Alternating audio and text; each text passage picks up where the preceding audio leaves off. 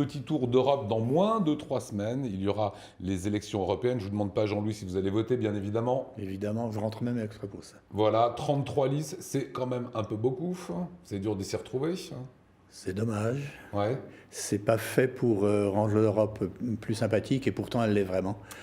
Eh bien, on va en parler de cette Europe sympathique. D'ailleurs, vous êtes un Européen convaincu, vous répétez à l'envi, l'Europe préexiste aux États. Ce qui est d'ailleurs très intéressant, c'est qu'il y a les États, mais l'Europe est quelque part au-dessus de tout cela. L'Europe préexiste aux États, elle est fondée sur des valeurs et notamment sur l'humanisme. Tout à fait.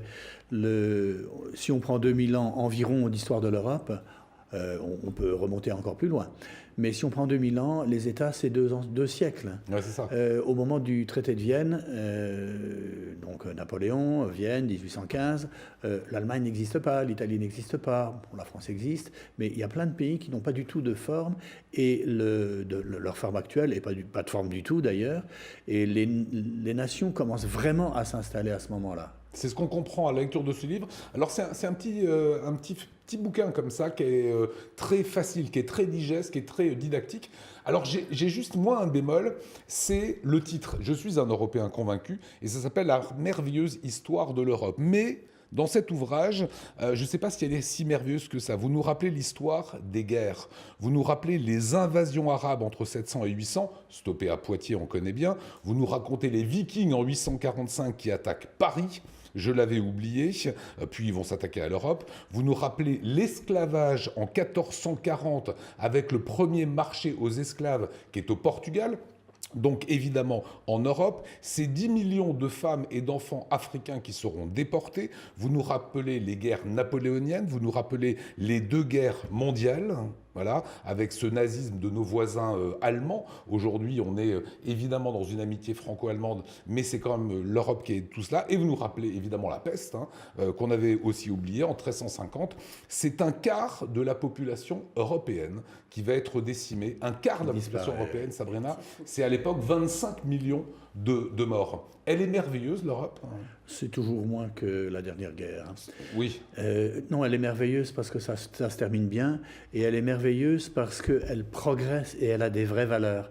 C'est-à-dire que les valeurs qui nous fondent commencent, déjà existent un peu avec l'Empire romain. Enfin, il y a quand même un droit. On ne fait pas n'importe quoi, on juge les gens parce qu'il y a un droit. Il y a une administration, il y a des routes, enfin, il y a une unité.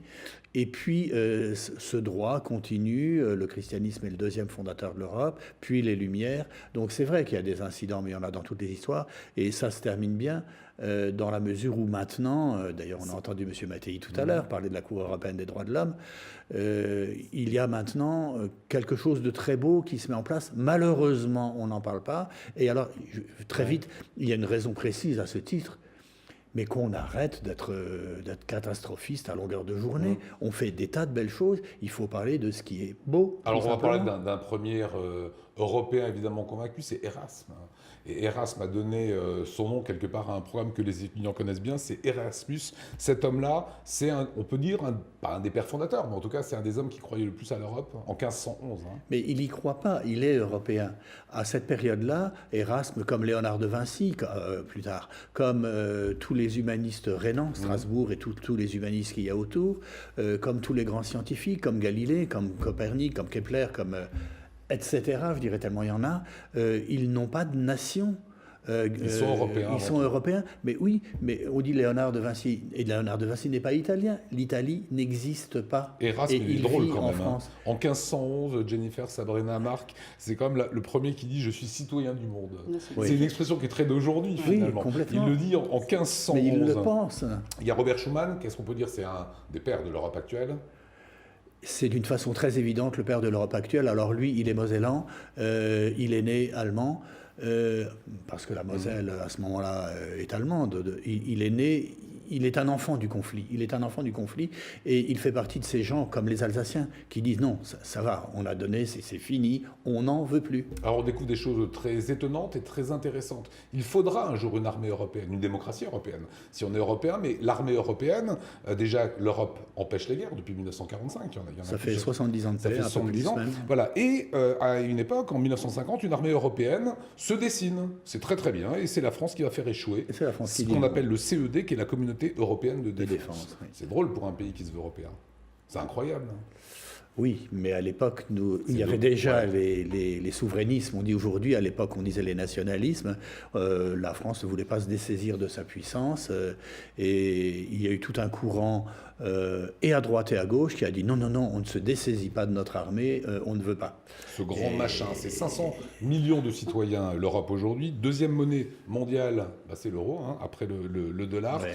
À quand une véritable démocratie européenne? On va voter pour les européennes. Quand est-ce qu'un jour on se dira, OK, il y a des éléments fondamentaux dans la démocratie qui doivent être gérés par une seule unité, qui serait l'Europe? Alors d'abord, je rappelle juste que dans le temps, ça a été comme ça, donc c'est pas nouveau. Ce que nous voulons faire, enfin ce que nous souhaitons n'est pas nouveau. Moi, je veux rien faire. Je suis pas un militant politique, hein, je suis un militant humaniste, c'est tout, hein.